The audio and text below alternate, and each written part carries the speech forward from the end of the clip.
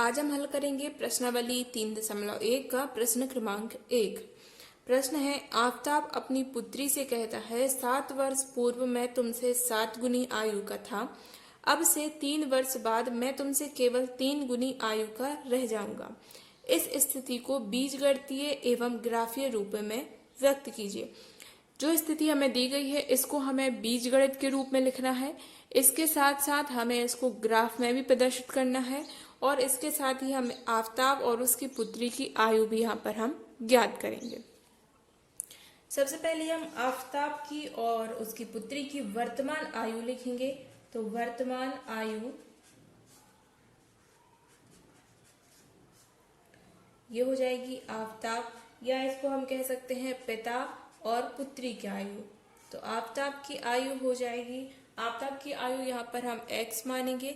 इसी प्रकार उसकी पुत्री की वर्तमान आयु यहाँ पर हम क्या मानेंगे, y मानेंगे। अब चूंकि प्रश्न में कहा गया था कि वो अपनी पुत्री से कहता है कि 7 वर्ष पूर्व मैं तुमसे 7 गुनी आयु का था, तो 7 वर्ष पूर्व की आयु यहाँ पर हमें बतानी पड़ेगी। तो हम यहाँ पर लिखेंगे 7 वर्ष पूर्व आयु। 7 वर्ष पूर्व की आयु यानी कि जो वर्तमान आयु है उसमें से हम 7 माइनस कर देंगे तो 7 वर्ष पूर्व की आयु निकल के आ जाएगी। आफताब की 7 वर्ष पूर्व की आयु कितनी हो जाएगी, x - 7 हो जाएगी, और पुत्री की 7 वर्ष पूर्व की आयु क्या हो जाएगी, y - 7 हो जाएगी। अब प्रश्नानुसार प्रश्न में क्या दिया गया है कि 7 वर्ष पूर्व पिता जो है अपनी पुत्री से कितनी आयु का था, 7 गुनी आयु का था। तो ये पिता की आयु उसकी पुत्री की आयु से कितनी गुनी थी, 7 गुनी थी। तो ये क्या हो गया, x - 7 यानी कि पिता की 7 वर्ष पूर्व की आयु बराबर 7 गुणा पुत्री की 7 वर्ष की आयु, और ये दोनों कैसे होंगे, बराबर होंगे। चलिए इसको हम सिंपल कर लेते हैं। तो इसको हल करने पर हमें मिलेगा x - 7y + 42 = 0।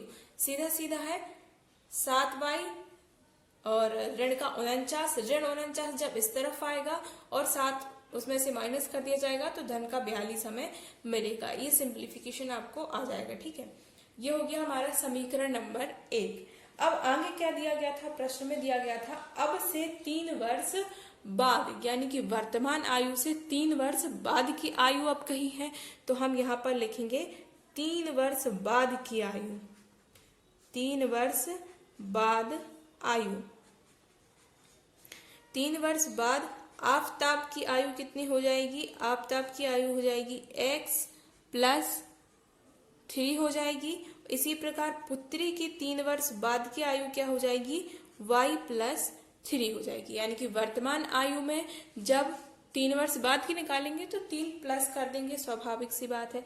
इसके बाद पुनः प्रश्नानुसार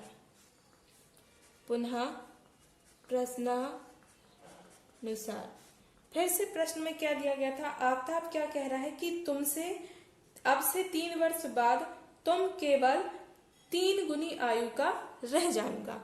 तो यहाँ पर क्या हो जाएगा, आफताब की आयु उसकी पुत्री की आयु से कितनी, 3 गुनी हो जाएगी। तो आफताब की आयु बराबर 3 गुणा उसकी पुत्री की आयु, कौन सी, 3 वर्ष बाद वाली आयु। इसको भी हम सिंपल करेंगे, 3y धन 9 हो जाएगा, फिर इस तरफ आएगा तो ऋण का 9 हो जाएगा। इस प्रकार हमें समीकरण मिल जाएगा x - 3y - 6 = 0। ये हो जाएगा समीकरण नंबर 2। हमें समीकरण 1 मिल गया, समीकरण 2 मिल गया। अब इनको हम क्या करेंगे, हमें ग्राफ के रूप में प्रदर्शित करना है। ग्राफ के रूप में प्रदर्शित करने से पहले हम इनकी जो आयु है उसको भी फाइंड कर देते हैं।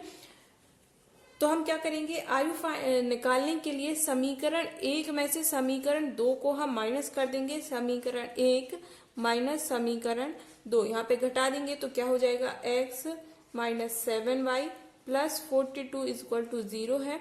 तो यहाँ पर हो जाएगा x - 3y - 6 = 0। ये माइनस प्लस प्लस ये कट जाएगा, ये हो जाएगा -4y, ये हो जाएगा +48 = 0। तो y = यहाँ हमें मिल जाएगा 12। y बराबर 12 हो जाएगा। पिता की आयु कितनी हो गई, पिता की आयु यहाँ पर हमें मिल गई 12, और यही 12 जो है वो हम यहाँ समीकरण 2 में रख देंगे। तो x ऋण 12 दिया कितना हो जाएगा 24 ऋण 6 बराबर 0। 24 में हम 6 जोड़ देंगे, सॉरी यहाँ पर 3 है, तो 12 दिया 36, तो ये हो जाएगा 36। अब इसमें हम प्लस कर देंगे, 36 और 6 जुड़ जाएंगे तो ये कितने हो जाएंगे माइनस का 42 इक्वल टू 0। तो x इक्वल टू कितना हो जाएगा, x इक्वल टू हो जाएगा 42। ये हो जाएगी पिता की आयु, या कह सकते हैं आफताब की आयु हो जाती है 42, और पुत्री की आयु यहाँ पर हो जाती है 12। तो पुत्री और पिता की आयु यहाँ पर हमें मिल गई। आप चाहें तो इस पूरी स्क्रीन का स्क्रीनशॉट ले सकते हैं और फिर अपने रजिस्टर पर नोट कर सकते हैं। इसके बाद मैं ये सब क्लियर कर दूंगी। हम सिर्फ समीकरण नंबर 1 और 2 लिखेंगे ताकि हम इसको ग्राफीय रूप में प्रदर्शित कर सकें। अगर कहें कि इन आयु को हमने बीजगणितीय रूप में प्रदर्शित कर दिया है, समीकरण नंबर 1 और समीकरण नंबर 2 जो है बीजगणितीय रूप में प्रदर्शित कर दिया है हमने आप पिता और पुत्री की आयु को। अब हम इसको ग्राफ पर प्रदर्शित करेंगे। तो जल्दी से आप इसका स्क्रीनशॉट ले लीजिए ताकि आप रजिस्टर पे इसको आसानी से नोट कर सकें। यहाँ पर हमने समीकरण नंबर 1 और 2 लिख लिया है। समीकरण 1 था x minus 7y plus 42 equal to 0। तो यहाँ से हम x की वैल्यू निकालेंगे, x इक्वल टू हो जाएगा 7y माइनस 42, यानी कि जो माइनस 7y प्लस 42 है इसका हमने पक्षांतर कर दिया तो चिन्ह यहाँ पर परिवर्तित हो गए। इसी प्रकार यहाँ से भी हम x की वैल्यू निकाल सकते हैं। आप x की वैल्यू निकालें या y की वैल्यू निकालें, दोनों एक ही बात आती है, आप कुछ भी कर सकते हैं। यहाँ 3y प्लस 6 हो जाएगा, x equal to 3y plus 6 हो जाएगा, यहाँ x equal to 7y minus 42 हो जाएगा। आप कुछ भी कर सकते हैं, चाहे तो y की वैल्यू इस प्रकार निकाल सकते हैं या फिर x की, दोनों से कोई फर्क नहीं पड़ता। यहाँ पर अब हम एक तालिका बनाएंगे जिसमें हम x और y की अलग अलग मान रखेंगे जो हम ग्राफ पर प्रदर्शित कर सके। यहाँ पर x और यहाँ पर y। एक बार हम शून्य मान जरूर रखेंगे क्योंकि शून्य मान रखने से जो है एक संख्या का शून्य मान रखने से दूसरी संख्या का मान आसानी से निकल के आता है। बाकी आप माइनस इन्फिनिटी से लेके प्लस इन्फिनिटी तक जो भी मान रखना चाहें वो आप रख सकते हैं। इसकी कोई कंडीशन नहीं होती कि आप ये नहीं रख सकते, वो आपको अपने अनुसार सोच के रखना है ताकि आपके लिए सरल पड़े। यहाँ पर सबसे पहले अगर हम y की वैल्यू जो है शून्य पुट करते हैं तो यहाँ पर हमें क्या मिलेगा, ये हो जाएगा शून्य हो जाएगा, ठीक है। तो x की वैल्यू हमें क्या मिलेगी, माइनस 42 मिलेगी। इसी प्रकार एक बार हम क्या करेंगे, x की वैल्यू क्या कर देंगे, 0 कर देंगे, तो यहाँ पर हमें y की वैल्यू क्या मिलेगी, ये 42 आ जाएगा इस तरफ।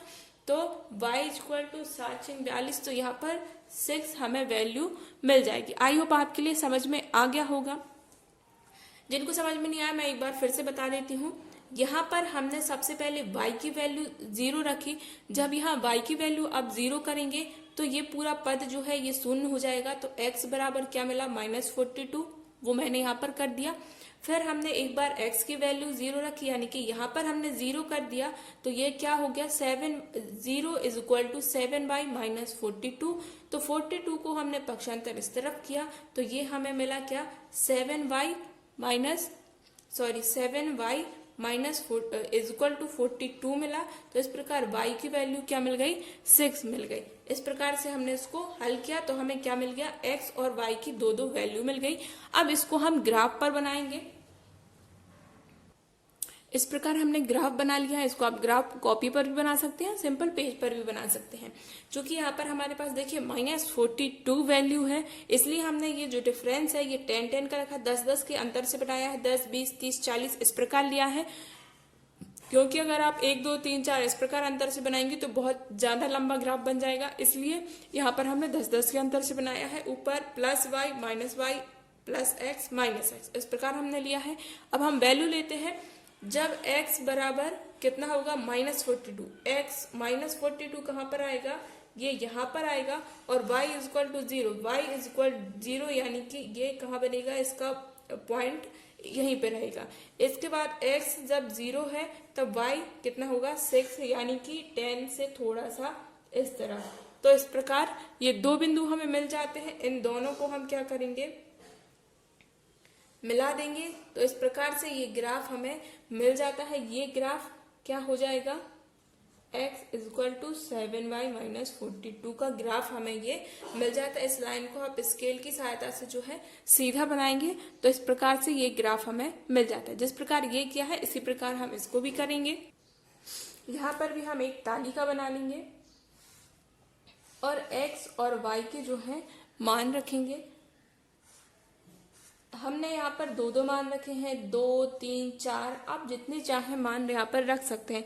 अब देखिए जब आप y बराबर 1 रखेंगे तो x की वैल्यू आपको क्या मिल जाएगी, 3, 1, धन 6। ठीक है, यहाँ पर हमने y बराबर 1 रख दिया तो x की वैल्यू क्या मिलेगी, 3 एकम 3 और 6 और 3 कितना हो जाएगा, 9। तो जब y बराबर 1 है तो x बराबर कितना मिल रहा है, यहाँ पर 9 मिल रहा है। इसी प्रकार आप y बराबर कितना रख दीजिए, 2 रख सकते हैं, माइनस का 1 रख सकते हैं, कुछ भी रख सकते हैं।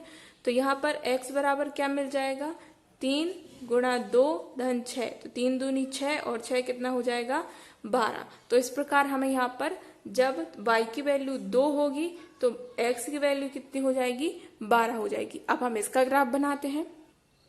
अब देखिए इसमें क्या है कि हमें जो वैल्यू मिली थी वो प्लस प्लस में थी, तो मैंने जो प्लस वाला ग्राफ है उसको ज्यादा बनाया है, माइनस की जो अंक है उनको प्रदर्शित नहीं किया, क्योंकि यहाँ पर हमें जो वैल्यू है उसको प्लस में रखना है, इसलिए मैंने यहाँ पर माइनस वाले अंक प्रदर्शित नहीं किए हैं। अब देखिए सबसे पहले जब x का मान 9 है, ठीक है, x का मान 9 है और y का मान कितना होगा, 1 होगा, तो इसको हम डॉट से ले जाएंगे।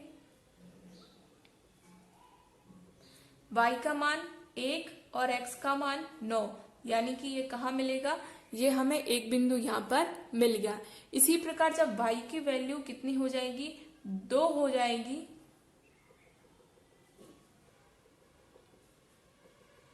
तो हमें x की वैल्यू क्या मिलेगी, x की वैल्यू हमें 12 मिली थी, तो एक हमें बिंदु ये मिल गया। बस अब हम इन दोनों को क्या करेंगे, इन दोनों बिंदुओं को हम मिला देंगे।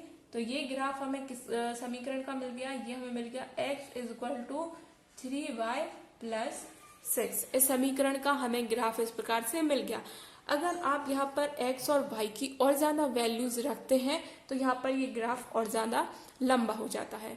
आई होप आपके लिए क्वेश्चन अच्छी तरीके से समझ में आया होगा। जो आपके लिए समझ नहीं आया आप हमें कमेंट करके पूछ सकते हैं। इस प्रकार के और क्वेश्चन के लिए चैनल को सब्सक्राइब कीजिए, वीडियो को अपने सभी दोस्तों के साथ शेयर कीजिए।